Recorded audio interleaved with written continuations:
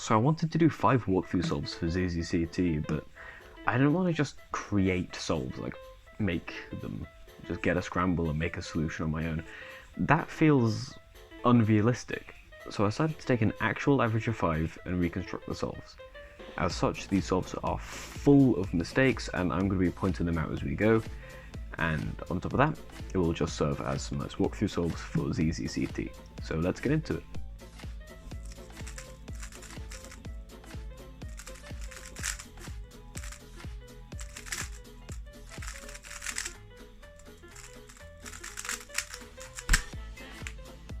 I'll take it. This is the first scramble. It's easy to see here. We have 2 here and 2 here. Easy enough to plan edge orientation, but I do an F here to avoid putting this blue edge next to the green one, so that's an F. After that I just follow in piece by piece, but wasn't very efficient or well. Then I make literally the worst possible decision for next F2L pair. You might see this one looks pretty nice, this one is a really nice keyhole. Instead I'm going to take this really inefficient pair, and on top of that, it's front right pair. And you can't do that with CT, so instead of doing a Y2 like a normal person, I do a YD2. Again, that's another mistake, so that's 2 on a bounce.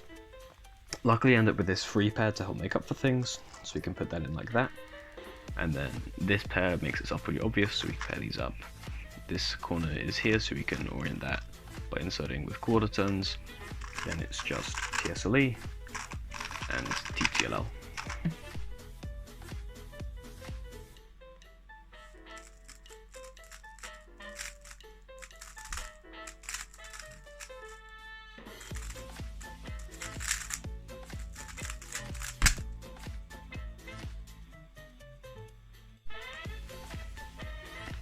So for this scramble I choose the orange or red front axis, and I choose orange front because it works out nicer.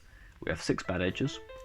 I see if I just do an L move here, I can set it to have 4 bad on the back, B prime, now we have all of those solved and these 2 cross edges are solved. I'll then be able to do a U prime to put the orange cross edge over the orange center, which I can then solve like that. And then I have a few different options over how I can solve this. I can do D2 R prime D2, but I chose the much worse U2 R prime L2. Don't know why I did that, I just did. I pause for a second and look at the back, and the first pair that I see is this one here. So U prime, pair it up, put it in, and then here I make another terrible mistake. This pair is really blatant to see. This one's not half bad, but I again choose to do this pair, which also happens to be front right. So we solved that decently, but like, it's front right, so guess what I'm doing again? Yep. Fortunately, it sets up to a really nice keyhole case with this corner, and I can see from this edge being here that I'm going to get an edge and slot case. The edge and slot case is actually at the proper AUF, but that doesn't stop me from doing U prime anyway. TSLE alg. U prime, TTLL.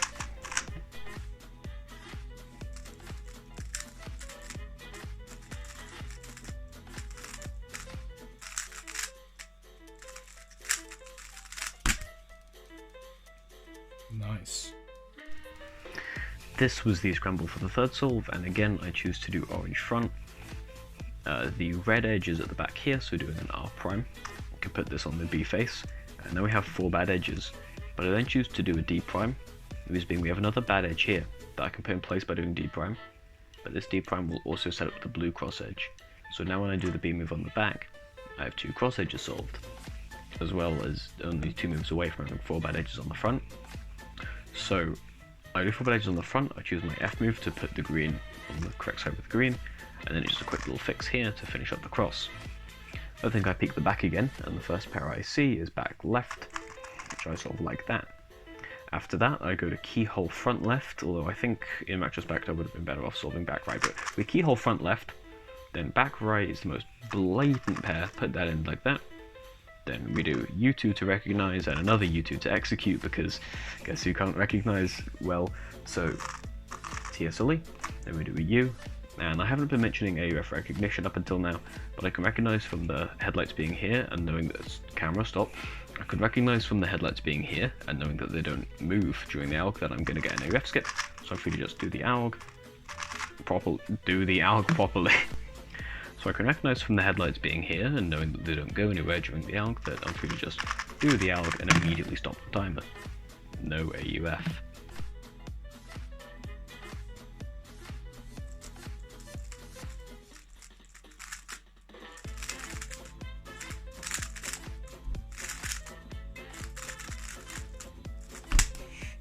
Oh, that should have been 10. Okay, dude. This is the scramble for the fourth solve, which was probably the most unfortunate one. I feel like this one had the most untapped potential. But anyway, we see that we can put 4 on the back with dr prime and then orient them with a B, which will leave me with this line across here.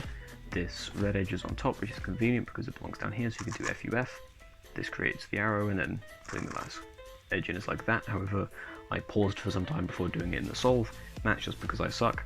This pair here, really easy to see, so that's the pair that we're going to solve first. During that, I see this pair move around a bunch, so I can track that. We go straight into that next. Pause for a second, I see that this edge is back here. I take a moment to ponder on how I'm going to solve it. That's how. And then I see you have this TSLE case. I see that the corner that belongs in the D layer is in the D layer, but I still peek back to see if it's there just in case. You never know, quantum mechanics, 2 places at once, stuff like that. Anyway, do TSLE, AUF, TTLL, and again I can predict the AUF from the bar on the TTLL. Yeah, so this bar on the AUF, it was blue at the time. I know that this bar doesn't actually go anywhere after the ALG, it stays in the same place, so since it's blue, I would need to do a U prime to put it on the back, and that's how I was able to predict the AUF. In this case, of course, it was orange, so no AUF.